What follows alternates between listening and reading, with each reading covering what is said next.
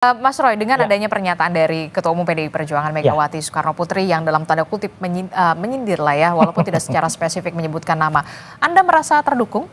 Bukan masalah terdukung ya, saya bersyukur makin banyak orang waras di negeri ini. Hah? Iyalah. Loh, Kenapa? Pak, waras tuh artinya bisa berpikir sehat.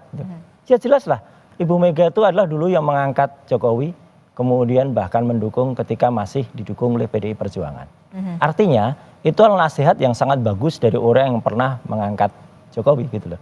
Kalau kemudian yang diangkat tidak merasa, ya itu kan kayak malin kundang aja gitu berarti kan.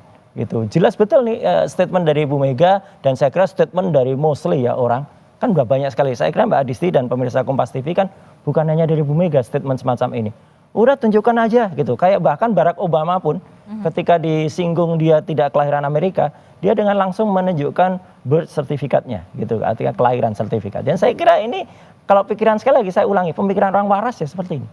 Gitu loh. Jadi tunjukkan saja, tunjukkan saja selesai gitu dan tidak membuat masyarakat kemudian malah artinya kemudian dikriminalisasi ya. Saya berlarut-larut begitu. Berlarut-larut karena ada pemeriksaan sampai dengan Bu Kurnia sampai jam 11 malam ya. Kemudian nanti nggak tahu sampai jam berapa rata-rata untuk sebuah hal yang sifatnya klarifikasi. Dan sekali lagi tadi ada kalimat yang menurut saya sampai tersenyum ya, ada istilah pembantaran. Itu pembantaran tuh orang yang sakit kemudian dibantarkan ke rumah sakit gitu lah dalam sebuah pemeriksaan. Ini jauh sekali dari situ. Jadi artinya sekali lagi kalau soal Bu Mega ya, kalau dia itu merasa bahwa dia dulu pernah dibesarkan dan dia tidak menjadi malin kundang, harusnya dia ikut saran dari Bu Megawati. Oke, tapi apa yang kemudian menjadi keyakinan Anda dan juga bersama rekan-rekan yang lain begitu yang juga kemarin juga sudah memenuhi undangan klarifikasi kalau ini ada yang dalam tanda kutip dugaan seperti tuduhan Anda begitu ya, ada yang tidak beres begitu. Iya, karena nggak beresnya begini. Katanya kan kita hormati ya, Jokowi katanya ijazah saya tidak pernah dikeluarkan sama sekali. Ya gitu. Tapi bukannya kemarin pas di Bareskrim itu betul. Itu dititipkan Oke, untuk diberikan. Kita hormati itu. Tapi artinya berarti ada ijazah yang sebelumnya sudah keluar. Itu kan berarti kan bukan itu ijazahnya, katanya kan gitu.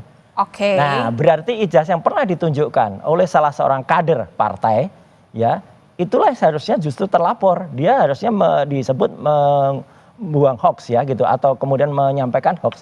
Karena apa? Karena jelas betul yang dia sampaikan ini biar nggak ribut atau biar tenang lebarannya. Waktu itu tanggal 1 April dia bilang inilah yang asli. Itu dia bilang. Begitu dia bilang yang asli dan ternyata disebut itu bukan yang asli. Dr. Rismond, Dr. Roy, Dr. Tifa menganalisis yang salah. Lah berarti orang yang memastikan yang itu yang asli itu harusnya diperiksa dulu. Dan dialah sebenarnya bisa kena di dalam pasal 32 dan 35 Undang-Undang ITE. Kami ini kan tidak melakukan apapun terhadap ijazah itu. Tidak menambah, tidak mengubah, nggak nambahin kacamata gitu ya. Kemudian tidak mengubah font gitu ya. Nah, tapi kalau pasal itu ditancapkan, itu yang nanti mungkin harus dipertanyakan oleh semuanya gitu ya. Kenapa sebuah pasal yang harusnya dikenakan pada kader PSI itu, yang dia menampilkan, membuat asli sesuatu yang sebenarnya tidak asli, katanya begitu.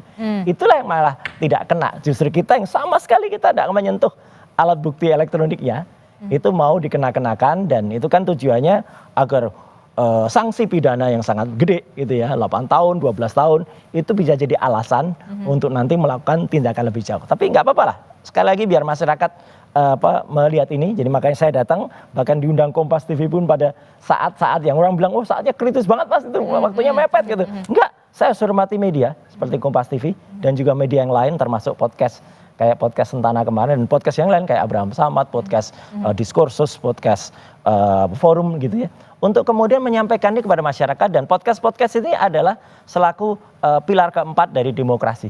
Gitu. Mereka hanya menyampaikan informasi yang seharusnya diketahui oleh masyarakat, termasuk Bu Mega. Kalau Bu Mega misalnya tahu itu sudah ditayangkan, ya sudah selesai gitu loh. Tapi bagaimana respon Anda ketika kemarin adik ipar Jokowi kemudian membawa itu ke Bareskrim begitu, kemudian apakah Anda juga punya keyakinan kuat tentang apa yang sudah Anda katakan pada kita hormati semua. Jadi bahwa Pak Wahyudi atau siapa gitu namanya kemarin adik ipar atau adiknya Iriana itu bahwa meskipun itu agak lucu gitu, artinya kan harusnya dia itu dipanggil gitu ya, dipanggil kemudian ada proses penyitaan gitu. Ini kan kemarin hanya ditunjukkan ketika dia datang, tapi oke lah itu kita hormati semua. Kalau moga-moga tadi Barreskrim kemudian nanti dalam lapornya itu meneliti itu. Tapi menarik kemudian pendapat dari Prof. Hipnu juga gitu di Kompas beberapa waktu yang lalu, kalau kemudian itu nanti akan disandingkan atau harus ada misalnya harus ada pembanding gitu. Saya pernah menyatakan pembanding sebaiknya yang netral dari luar. Kalaupun tidak, ijazah itu harus bisa ditampilkan oleh lapor. Misalnya ya, ditolak nggak usah ada pembanding. Oke, tapi ijazah itu kan diperiksa oleh lapor. Supaya jelas, ijazah itu harus tampilkan. Kemudian keterangan dari lapor tidak boleh hanya satu kalimat saja, misalnya yang otentik atau identik. Mbak pernah nggak, misalnya kita diperiksa kesehatan, ya, pemeriksaan dari lab manapun kan jelas, misalnya SGPT berapa, SGOT berapa, jelas detail kan?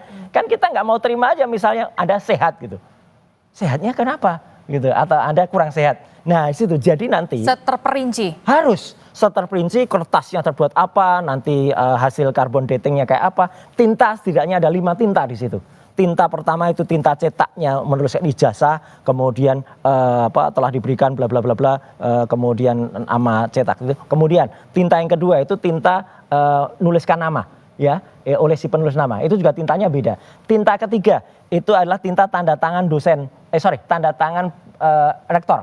Dan juga tanda tangan dekan, itu tintanya pasti lain-lain. Tinta yang keempat, tinta yang kemudian untuk logo UGM, yang sifatnya itu adalah warnanya emas gitu ya. Nah tinta selanjutnya adalah tinta berupa cap dari fakultas yang ada.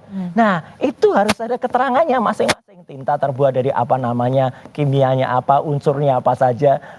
Kalau tidak serinci itu, ya kalau kemudian tidak ada pembanding, ya masyarakat akan menilai ini pemeriksaan lab 4 kok kayak gini gitu, kok abal-abal gitu loh. Tapi kalau itu ada, saya hormati lab 4 ya gitu, dan biarkan itu akan menjadi diskursus di masyarakat. Oke, baik. Secara terperinci harus benar-benar secara transparan, detail begitu.